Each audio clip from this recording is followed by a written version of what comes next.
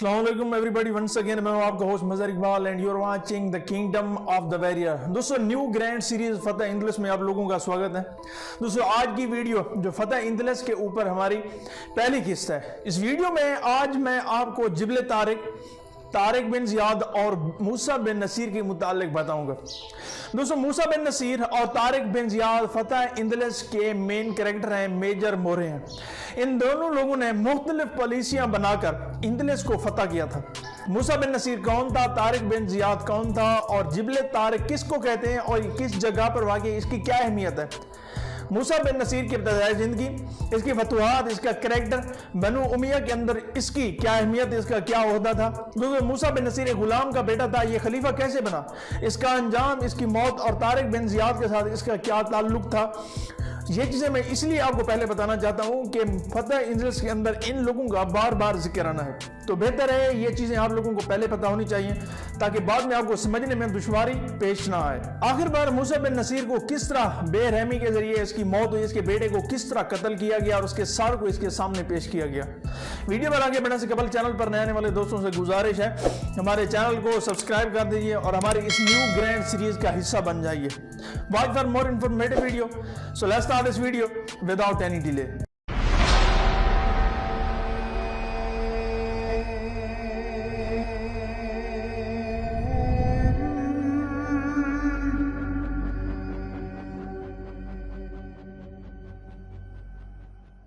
So welcome back. दोस्तों, तारिक बिन जियाद सन 670 ईस्वी में पैदा हुए थे।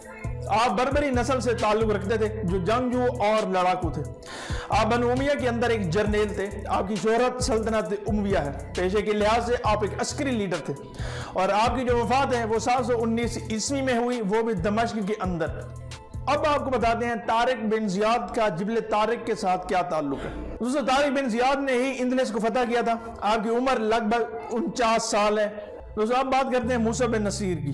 दोस्तों, मूसा बिन नसीर अफ्रीका के अजीम उमवी गवर्नरों और हुक्मरानों में से एक थे और आप एक उमैया के अंदर सिपह सलार थे। दोस्तों, आप शहर ऐनुल तमर में पैदा हुए थे 640 ईस्वी के अंदर। आपकी शोहरत सुल्तनत उमैया है। पेशे के लिहाज से आप एक अस्करी लीडर थे। आपकी वफात 716 ईस्वी में हुई और आपकी उस वक्त उम्र लगभग 76 साल थी। दोस्तों, आप नाए जिबल तारिक या सिर्फ आप इसको जिबल तारिक भी कह सकते हैं। ये बहर ओकियानूस को बहिरा रूम से मुंसलिक करने वाली एक आबनाई है, एक नहर है जो स्पेन और मराकश को जुदा कर देती है। इस आबनाई को ये नाम जिबल तारिक के नाम पर मिला, जहां 711 ईस्वी में बनु उमैया के जर्नेल तारिक बिन जियाद स्पेन फतह करने के लिए उतरे थे। अब ये देखें, ये जो एरिया है ये जिबल तारिक कहलाता है और ये वाला एरिया यहाँ पर मराकश शुरू हो जाता है और जो सेंटर वाली ये जो एरिया बाकी बचा है, यहाँ से कश्तियाँ गुजर कर इधर भी जाती हैं और उधर भी जाती हैं, मतलब बहिरा रूम और बहिरा ओकियानूस के अंदर जाती हैं। यहाँ पर तारिक की फौज ने आकर यहाँ पर चढ़ाई की थी। मतलब ये वाला एरिया यहाँ पे आपको ये नजर आ रहा है, यहाँ पर तारिक की जो फौज है वहां पर यहाँ पर से ये लोग चढ़कर ऊपर चले गए थे। दोस्तों, इसको गेट वे भी कहा जाता है जो इंदलस के अंदर मुसलमानों को दाखिल करता है। मतलब अब तो कोई भी बंदा इस गेट से अंदर दाखिल हो सकता है इंदलस के अंदर, लेकिन यहां पर पहली मर्तबा मुसलमान दाखिल हुए थे जो इसकी तारिक की फौज थी। ये एक पहाड़ है, जिबल पहाड़ को कहते हैं। दोस्तों, अबनाए के शुमाल में जिबल तारिक और स्पेन जबकि जनूब में मराकश वाक़ है। ये अबनाए शानदार महल वकू के बॉस दुनिया भर में जानी पहचानी जाती है, जहां से बहरी जहाज बहिरा रूम और बहिरा ओकियानूस के दरमियान सफर करते हैं। अबनाए की जो गहराई है तकरीबन 300 मीटर है और इसकी लंबाई कम से कम 14 किलोमीटर है और महल वकू के लिहाज से भी इसकी बहुत अहमियत है। लेकिन बाद में ईसाइयों ने इसके ऊपर कब्जा कर लिया था और जो मुसलमानों के साथ मुआहदे किए थे वो भी खत्म कर दिए। बाद में ये बरतानिया के अंडर चली गई थी। दोस्तों, अब बात करते हैं मूसा बिन नसीर की। मूसा बिन नसीर का इब्तदाई जिंदगी। मूसा बिन नसीर का जो अबई खानदान था वो मसीह था और ऐनुल तमर में अब मुकीम थे। शाम और ईरान की सरहद पर वाक़ ये शहर अहम तिजारती मरकज था। खालिद बिन वलीद ने ऐनुल तमर फतह किया तो आपके वालिद नसीर को गिरफ्तार करके मदीना भेज दिया। दस्तूर के मुताबिक वो गुलाम था, लेकिन कबूल इस्लाम के बाद उसके मालिक अब्दुल अजीज बिन मरवान ने आज़ाद करके उसे अपना दोस्त बना लिया। موسیٰ کی پیدائش عہد فاروقی میں 19 ہجری میں ہوئی۔ آپ کی تعلیم و تربیت اسی ماحول میں ہوئی جس میں عمر بن عبدالعزیز مجدد الف اول پرورش پا رہے تھے، مطلب حضرت عمر کے دور میں آپ کی پیدائش ہوئی۔ عبد الملک نے موسیٰ کو بصرہ میں خراج وصول کرنے کا افسر مقرر کیا، لیکن جلد ہی موسیٰ پر بددیانتی کا الزام لگا، تاہم آپ اپنے مربی عبدالعزیز کی سفارش پر سزا سے بچ گئے۔ عبدالعزیز نے موسیٰ پر عائد کردہ جرمانہ اپنی جیب سے ادا کیا۔ عبدالعزیز نے انہیں اپنے پاس مصر میں بلا لیا۔ وہ موسیٰ کی دیانت و ذہانت سے واقف تھے اور جانتے تھے کہ عظیم کام آپ کو سونپے جا سکتے ہیں۔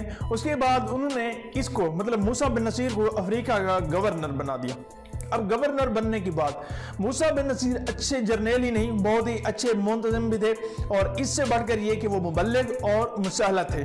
بربر قبائل کو جو مسلسل بغاوتوں کے عادی تھے اور سخت سے سخت گورنروں کے مظالم برداشت کرنے کے سبب مسلمانوں میں متفر ہو رہے تھے، ایک ایسے ہی مسلح کی ضرورت تھی جو ان کے نظریات کی تطہیر کر سکے، اسلامی اقتدار کو ان کے دلوں میں بٹھا سکے اور انہیں اسلام کے مبلغ بنا دے۔ موسیٰ بن نصیر افریقہ پہنچے تو انہوں نے قبائل میں گھل مل کر انہیں یقین دلایا کہ مسلمانوں کی حیثیت سے ان میں موسیٰ میں کوئی فرق نہیں ہے اور وہ انہی میں سے ایک ہیں۔ اس نئے انداز پر بربر قبائل کو خوشگوار حیرت ہوئی۔ موسیٰ کے فوجی کمانڈر طارق بن زیاد خود بربر تھے اور قوت ایمانی اور جذبہ جہاد سے معمور دل رکھتے تھے۔ طارق بن زیاد نے 7,000 بربر فوج کی دینی و فوجی تربیت کر کے اسے کسی بھی بڑی مہم کے لیے تیار کیا۔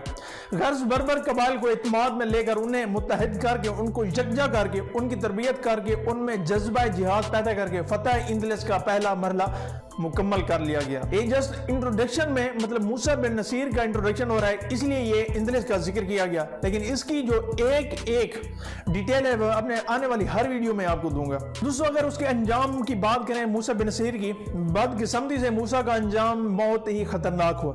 ولید بن عبد الملک نے موت سے قبل موسیٰ کو دمشق واپس پہنچنے کے احکامات دے دیے تھے۔ اب یہ جو والی زندگی ہے یہ فتح اندلس کے بعد والی زندگی ہے۔ اب جو بیچ والا دورانیہ ہے وہ فتح کے اوپر سارا خرچ ہوا ہے، وہ میں آپ کو آنے والی ویڈیو میں بتاؤں گا۔ موسیٰ بن نصیر غنیمت اور زر و جواہر کے ساتھ پائے تخت واپس کے لیے روانہ ہو چکا تھا۔ ولید کے مرض الموت میں مبتلا ہونے کے بعد سلیمان بن عبد الملک کی خواہش تھی کہ موسیٰ کا ویرود دمشق میں ولید کی موت کے بعد اور اس کی اپنی تخت نشینی کے وقت ہو، لیکن موسیٰ بن نصیر اپنے محسن اور مربی کی خدمت میں جلد از جلد حاضر ہو کر تحفے طبائع اور مال غنیمت پیش کرنا چاہتے تھے، لہذا سلیمان کی خواہش کے خلاف نہایت ہی سبت سے پایا تخت پہنچا۔ ولید کی طرف سے موسیٰ کی بے حد عزت افزائی ہوئی۔ انتقام کی آگ کو ٹھنڈا کرنے کے لیے سلیمان نے تخت نشین ہونے کے بعد موسیٰ کی تمام اعزازات اور مناصب سے یکسر محروم کر دیا اور اس کی تمام جائیداد ضبط کر لی۔ اب سلیمان جو اپنا بدلہ لے رہا تھا وہ یہ لے رہا تھا کہ وہ عبد الملک کے دور میں سلیمان چاہتا تھا کہ یہ دمشق جائے، لیکن موسیٰ چاہتا تھا کہ وہ عبد الملک کے پاس واپس ہے۔ وہ عبد الملک کے پاس واپس چلا گیا، اس وجہ سے سلیمان اس سے ناراض ہو گیا۔ جیسے سلیمان تخت پر بیٹھا اس نے اپنے بدلے لینے شروع کر دیے۔ سلیمان نے اس پر کئی لاکھ کا جرمانہ نافذ کر دیا۔ موسیٰ نے اس قدر قسیم رقم بطور جرمانہ ادا کرنے کے قابل نہ تھا۔